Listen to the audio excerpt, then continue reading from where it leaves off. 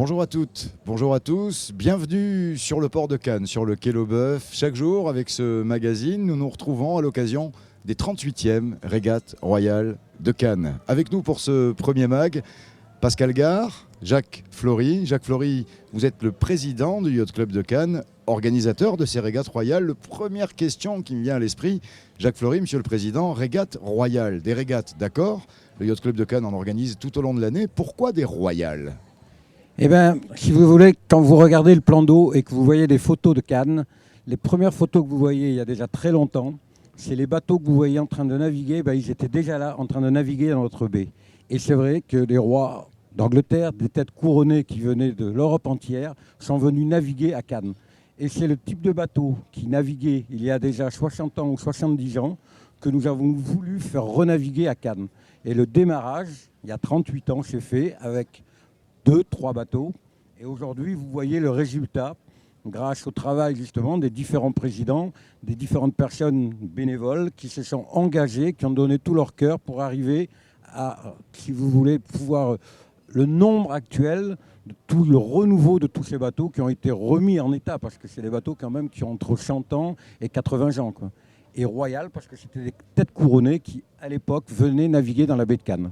Alors 38e édition, des royales, comme vous aimez bien le dire aussi, en tous les cas de ces régates royales de Cannes, un trophée Panerai également, on aura l'occasion d'en reparler. Vous êtes d'ailleurs escorté, le Yacht Club de Cannes, de Pascal Gare, qui... plus qu'escorté. Voilà, qui pilote en tous les cas ces royales.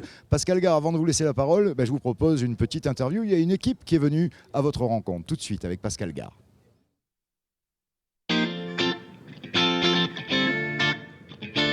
En 1978, la municipalité de Cannes a demandé à un de ses employés de créer un événement nautique à Cannes. Aujourd'hui, c'est une régate internationale qui attire plus de 22 nations étrangères à participer, avec des yachts classiques, mais pas seulement. Donc les yachts classiques sont au nombre de 80 cette année. Ce sont des très très beaux bateaux, qui sont des bateaux qui couraient, des bateaux de compétition qui régataient à l'époque où ils ont été construits. Nous avons une formule monotype sont des dragons. Le dragon est un bateau de 9,50 m, c'est le bateau qui est le plus diffusé en Europe. Ensuite, cette année, nous avons une troisième catégorie de bateaux, c'est les 5,50 m GI, qui sont des bateaux de presque 10 mètres aussi également. Voilà, donc un événement international, de très beaux bateaux. En termes d'équipage, on doit avoir plus de 1000 personnes au total dans le village. Nous avons des exposants, par exemple il y a des jumelles, de l'optique, il y a des chaussures de bateau, il y a des vêtements pour la mer. Cette année on a quand même permis à des exposants de nos partenaires Champagne d'avoir un stand. Nous avons des gens qui font des objets artistiques, etc. Donc il y a une trentaine d'exposants depuis un certain temps. Nous avons quelques nouveaux cette année. So welcome for everybody and I would like to explain some social events. L'organisation des régates royales, c'est en termes de personnel, il y a les 5 salariés du Yacht Club de Cannes qui sont salariés toute l'année. Pendant les régates elles-mêmes, nous utilisons 25 salariés, notamment tous les gens qui s'occupent d'aider au niveau du port à garer les bateaux, à amarrer les bateaux, ce qu'on appelle les brigadiers. Et ensuite, nous avons l'aide de 130 bénévoles. Donc le défilé il démarre à 16h45, bien le faire respecter. Merci à tous et à tout à l'heure.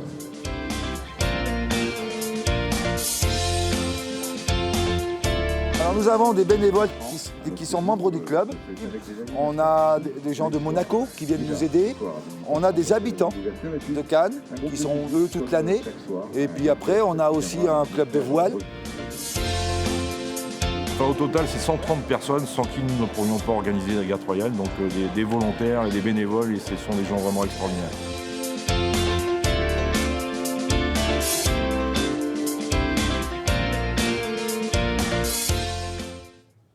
On est bien sur le port de Cannes. On est bien et on comprend presque, Pascal Gare, pourquoi ces gens, toutes ces troupes, en quelque sorte, ces bénévoles à qui vous faites référence, ils sont presque volontaires, ils se bousculent certes pas au portillon, en tous les cas ils sont nombreux et vous les cherchez pas très loin non plus parce qu'il fait bon vivre, même si chacun a une responsabilité très sérieuse toute la semaine, c'est fatigant et vous leur rendez hommage en quelque sorte, mais c'est vrai qu'ils sont sur tous les points de l'organisation. Oui, tout à fait, ils sont sur tous les points, aussi bien en mer. Nous avons des gens qui viennent, parce qu'il y a bien sûr des membres du yacht club, mais également leurs amis, souvent, qui viennent aider. Donc les membres du yacht club sont plutôt ceux qui sont consacrés, qui vont aller sur les bateaux, qui vont faire ce qu'on appelle les viseurs, les pointeurs, qui vont mouiller les bouées, des gens qui ont connaissance de la régate. Donc ceux-là, ils vont nous aider sur l'eau. Il y a aussi ceux qui font la sécurité. Donc on met à leur disposition un certain nombre de bateaux, des semi-rigides pour aller faire ça. Vous avez aussi bien sûr des jurys. Donc certains membres du yacht club sont des jurys. Et puis il y a aussi tous ceux qui nous aident à l'animation du village, que ce soit nos charmantes ladies, j'appellerais, et vraiment qui sont vraiment charmantes, qui s'occupent du stand d'information. Nous avons ceux qui s'occupent également de tous les transferts de matériel. Vous imaginez que tout ce qu'il a fallu amener comme matériel pour mettre en place les parcours, les bouées et tout ça a été déménagé du yacht club. Donc tout ça, ça a fait l'objet de beaucoup d'aides, de gens qui nous ont aidés à transporter tout ça. Donc c'est fabuleux l'énergie dépensée par ces gens-là. Et le Yacht Club de Cannes, mais également des clubs alentours. Jacques Fleury, vous êtes escorté, le Yacht Club de Cannes, par des clubs alentours. Et parmi ces gens-là, il y a aussi des Cannois. Il y a des gens qui comptent plus que d'autres en tous les cas. Et je crois qu'en matière de régate royale de Cannes, sur l'impulsion, le passé nous a montré qu'on pouvait être, je crois, vice-président du club, employé de la ville de Cannes et dynamiser, recréer en quelque sorte les régates royales. Ah, bien sûr. Mais de toute façon, la personne qu'il faut citer, c'est Jean-Pierre Odéo, JPO, puisque les 38e, c'est lui qui a démarré ces régates. Et d'ailleurs, moi, à l'époque, j'étais beaucoup plus jeune et c'est vrai que j'ai couru et j'ai fait les premières régates. J'ai couru en requin, j'ai couru en 8 mètres et j'ai couru sur différents bateaux qui sont ici aujourd'hui. Merci encore à Jean-Pierre. Voilà, Jean-Pierre Odéro qui a fait partie des figures qui ont relancé, en quelque sorte, on a bien compris, cette histoire de royauté. Et derrière, toute l'énergie des présidents du Yacht Club de Cannes. Absolument cette éthique de la voile. Et je crois que c'est bien qu'on veuille, et on est bien d'accord avec Pascal là-dessus, la voile et l'éthique de la voile, on essaye de le faire autant passer par le Yacht Club de Cannes et que c'est quelque chose qu'il faut développer de plus en plus. On essaye de le faire avec les jeunes dans l'école de voile, mais aussi pour toutes les régates que nous organisons. Alors, les régates royales de Cannes, vous l'avez bien compris, c'est toute une organisation, tout un trafic, plus de 1000 personnes qui sont sur le quai Laubeuf. À cela s'ajoutent tous les gens qui viennent bosser, les exposants, les partenaires, toute la logistique course pilotée par la Fédération française de voile. Mais ce sont aussi des bateaux, et pas des moindres. Chaque jour, nous allons vous proposer un zoom, un focus sur un bateau, et on va tout de suite s'embarquer avec un centenaire. On retrouvera Jacques Fleury et Pascal Gare après. Ils auront des histoires croustillantes à vous faire découvrir. Mais le mieux, c'est peut-être de nous rejoindre sur le port de Cannes, quai Laubeuf, jusqu'à samedi. Tout de suite, on part en balade avec Chinook, heureux et élégant centenaire.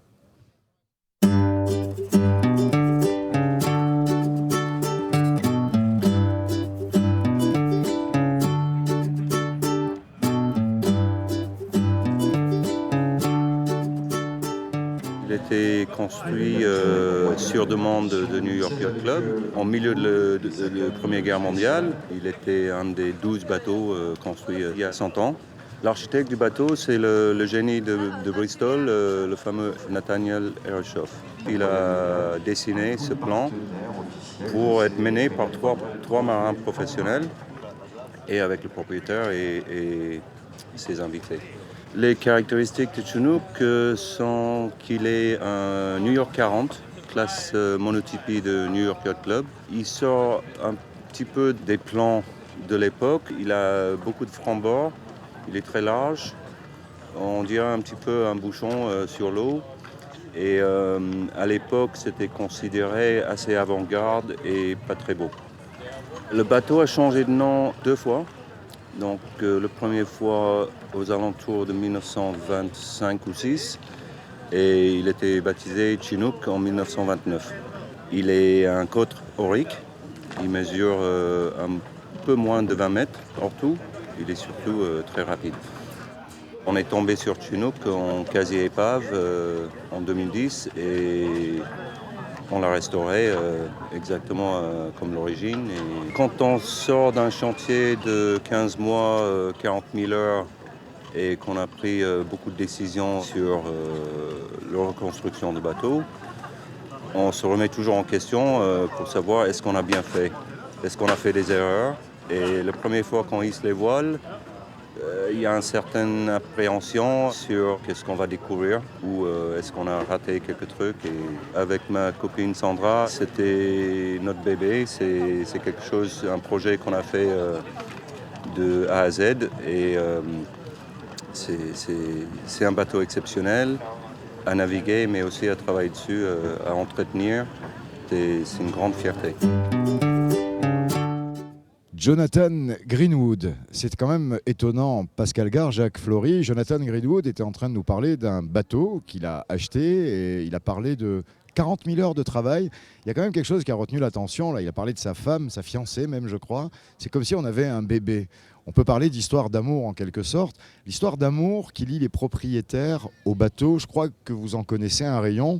Et m'a semblé comprendre que Grace Kelly et le prince Régnier avaient vécu quelques moments heureux sur un bateau qui est là, amarré à Cannes. Par exemple, est-ce que vous pouvez nous raconter un petit peu des pans d'histoire de ces bateaux ? Oui, donc on parle de Twiga, bien sûr, le bateau de la famille Régnier, sur lequel le prince et Grace Kelly ont passé leur nuit de noces. Donc c'est vraiment tout ce qui fait le charme de ce bateau, qui est un bateau qui a fait l'America Cup en 1907, je crois. Et donc c'est vraiment quelque chose d'extraordinaire. Et aujourd'hui, il a été reconditionné en bateau de croisière, mais il court, bien sûr, et il est aussi performant qu'à l'époque. Jacques Flory, je crois qu'il y a aussi des têtes couronnées qui sont venues naviguer il n'y a pas si longtemps d'ailleurs. Ah bah oui, le roi du Danemark est venu lui-même. D'ailleurs, il a été accueilli, il est venu sur le Dragon et il a été accueilli par le prince de Monaco sur le bateau de l'amirauté, Twiga lui-même, qu'un plan Fife. Et ils ont navigué à bord pendant les régates royales. Le bateau était venu tout spécialement de Monaco. Et je crois que John Fitzgerald Kennedy n'est pas très loin aussi. Oui, alors cette année, Manitou, sur le bateau Manitou, oui, c'est le bateau de la famille Kennedy. Manitou n'est pas là cette année, mais nous l'avons habituellement. Il reviendra sûrement l'année prochaine. Il y a d'autres bateaux, par exemple, il y a Serenade, si je peux en parler 2 minutes. C'est Serenade qui est un bateau qui a été restauré très récemment et qui est un bateau sur lequel Humphrey Bogart a appris à faire de la voile, ce qui lui a donné l'idée d'acheter son bateau après. Et donc, dans les années 40, c'était fabuleux, quoi. Et ça, c'est pas du cinéma, même si quelque part, on parle du Festival de Cannes. Quand on parle du Festival de Cannes, on parle de cinéma, mais c'est vrai à quel point on peut se rendre compte que des événements comme ces régates royales sont aussi pour faire miroiter une forme de quintessence. On imagine qu'Humphrey Bogart est arrivé à Cannes par le biais du cinéma et se retrouve évoqué à l'occasion de ces régates royales. Il y a aussi des aventures familiale. On va prendre un bateau qui s'appelle Victory, qui appartient depuis 6 générations à la même famille anglaise, et où sur le bateau, de manière assez étonnante, eh bien, tout le monde est d'une même fratrie, des cousins, cousines, des tontons, tatas, et ce sont là dans une catégorie presque amateur, en tout cas le bateau Victory, qui sait aussi venir s'amarrer sur le quai Leboeuf à l'occasion de ces royales. Pascal Gare, l'histoire d'une part, mais aussi le concret, le présent. Avec Jacques Flory, le président du Yacht Club de Cannes, vous avez choisi d'augmenter la voilure en quelque sorte en matière d'animation. On a vu tout à l'heure quelques images de cette parade qui a été initiée cette année pour faire un petit peu côté tonitruant à ces régates royales qui sort du quai Leboeuf. Mais chaque soir, on a pu voir que la scène s'est agrandie, on peut voir les animations se multiplier. Est-ce que vous pouvez nous donner un petit peu le programme de ces animations musicales, mais pas que ? Oui, musical, bien sûr. Nous avons chaque soir, au Régates Royales, nous avons chaque soir depuis lundi, donc depuis hier soir, nous avons des événements musicaux ou des événements sociaux. Notamment, ce soir, nous aurons un groupe de rock et avec un concours de montée de mât, puisque nous avons une attraction d'ailleurs qui est ouverte au public toute la journée, pour les grands et les petits, c'est accessible à tout le monde. Et donc ce soir, les bateaux qui vont s'inscrire, et je peux vous assurer qu'il va y avoir de l'ambiance dans quelques instants, pour le grimpé de mât, il monte à 13 mètres de haut en quelques secondes.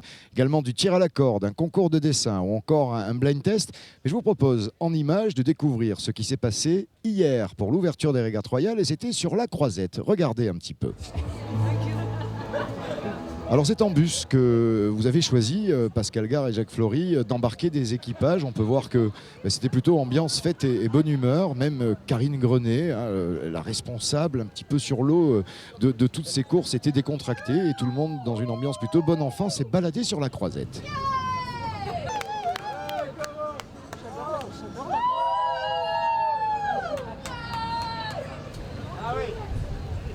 Des équipages bien contents, des partenaires d'ailleurs satisfaits d'avoir des petits coucous de ces gens concernés, impliqués, international. Vous le disiez, c'est 23 nationalités différentes qui sont sur ces régates royales.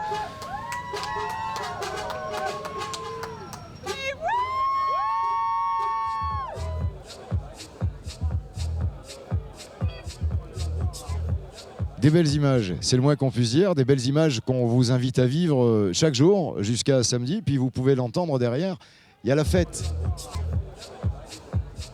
Merci Jacques Flory, merci Pascal Gare. On retrouve ce mag sur le site des Régates Royales, régateroyales.com, Régates Royales au pluriel évidemment, puisqu'avec des événements comme ça, on ne peut que parler au pluriel comme les moments de plaisir qu'on vous invite à retrouver à la fois sur le net, mais aussi en retrouvant tout ce petit monde jusqu'à samedi soir. Salut!